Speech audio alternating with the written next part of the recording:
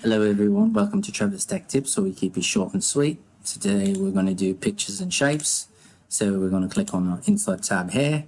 We're going to click on pictures and we're going to select a picture. Alright, and this picture is too big, so we're going to click up there at the bottom right hand corner.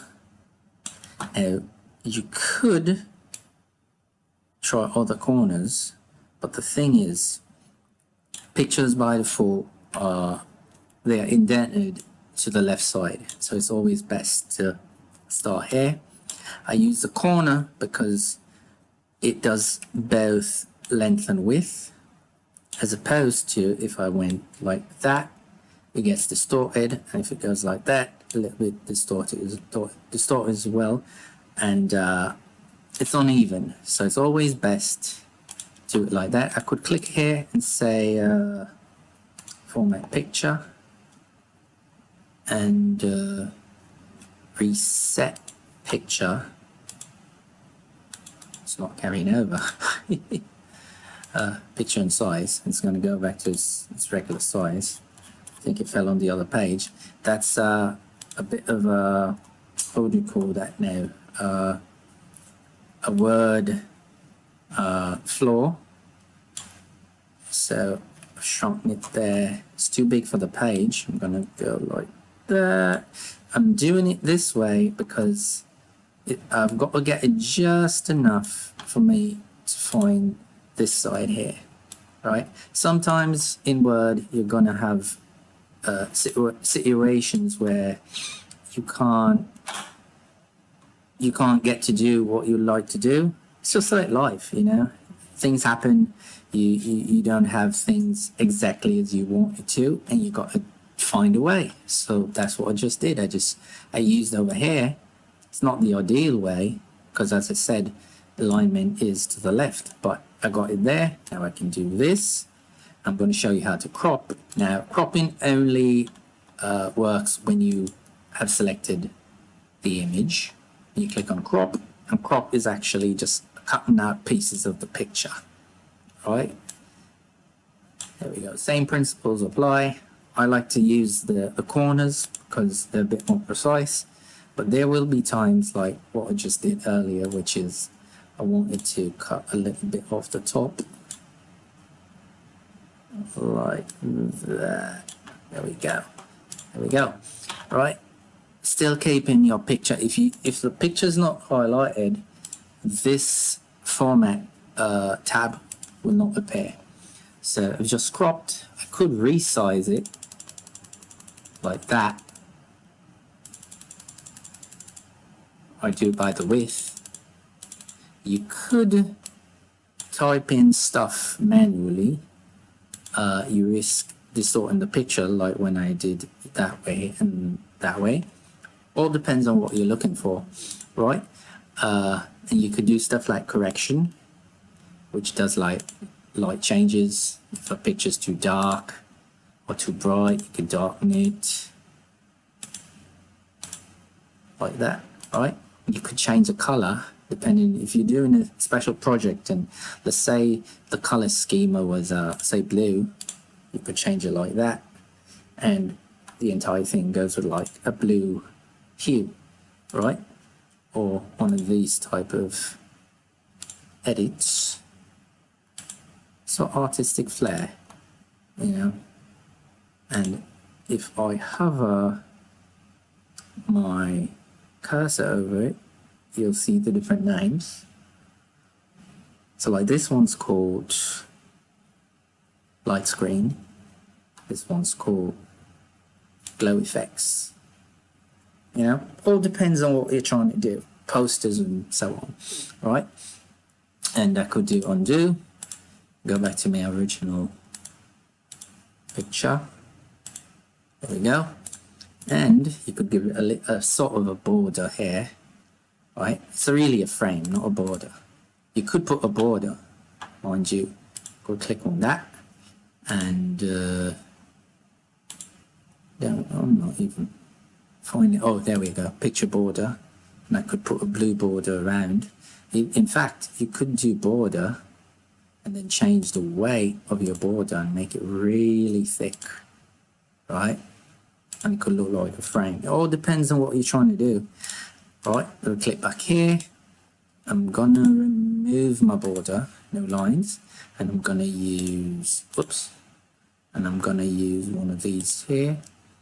So like this frame could go well for a magazine or something. And then when you apply that, you could even put a shade for your, let's see, you could color it, yeah, and you could do a shade. You see this little glow around here. You could also do that. Not even finding where that is. That's somewhere around here, right? Or you could go like, I like using this one. Seems to work well with some of the projects I do. Go on do.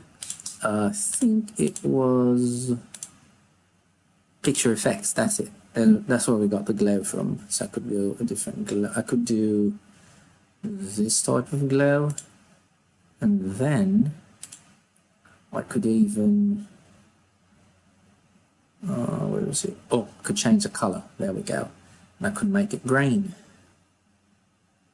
like a dark green. There we go. And it kind of blends in with the color schema, which is green, right? A lot of little tinkerings you could do, right?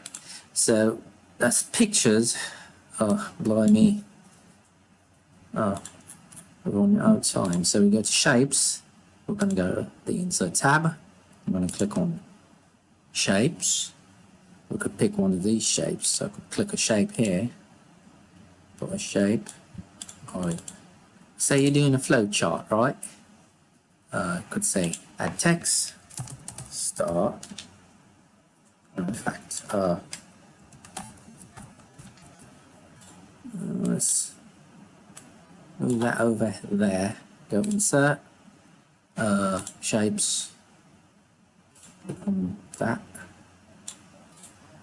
Let's see, add text, start. And we could put another. Where's my, there we go.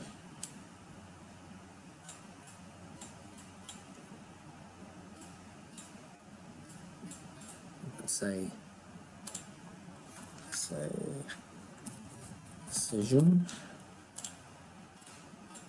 Then we're going to change everybody's color all at once because we're running, not running, we're already out of time. Let's say that. Or each shape could have its own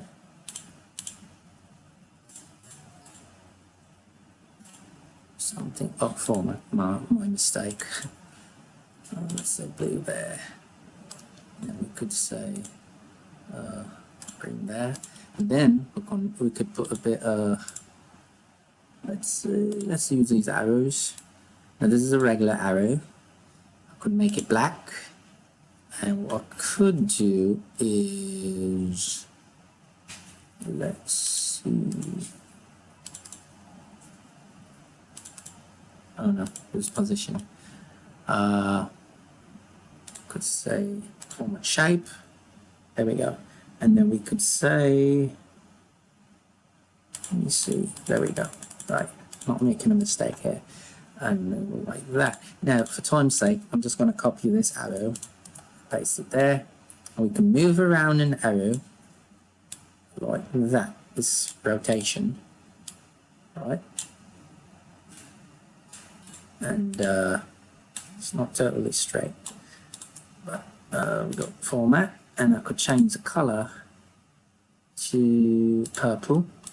And then I could use a different arrow. Let's see. I'm gonna go shapes. These arrows I like to use. What they do is, whoops, they connect to various points. Oh no, well, this one's a bit free flowing, my mistake. This one is a bit free flowing. It goes around corners. And then we've got our this one here, which is like a swirly arrow. Right, and you can format these as well. Right. You could change the direction if you wanted to. Some arrows start and end differently. So it could have this turn a regular arrow into double-ended arrow. I could change the ends like that and get a ball there. Or where do our shapes go? Okay, there we go. Or I could even use one of these. Right. It all depends. Then I could flip this over and flip that over. Sort of depends on what you're trying to do. You know, you've got to tinker. Of course, we can't cover everything here. This video is a lot longer than most. Sorry,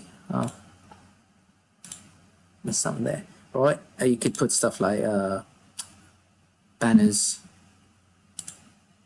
We missed our banners there. There we go. Like scrolls. You could add text.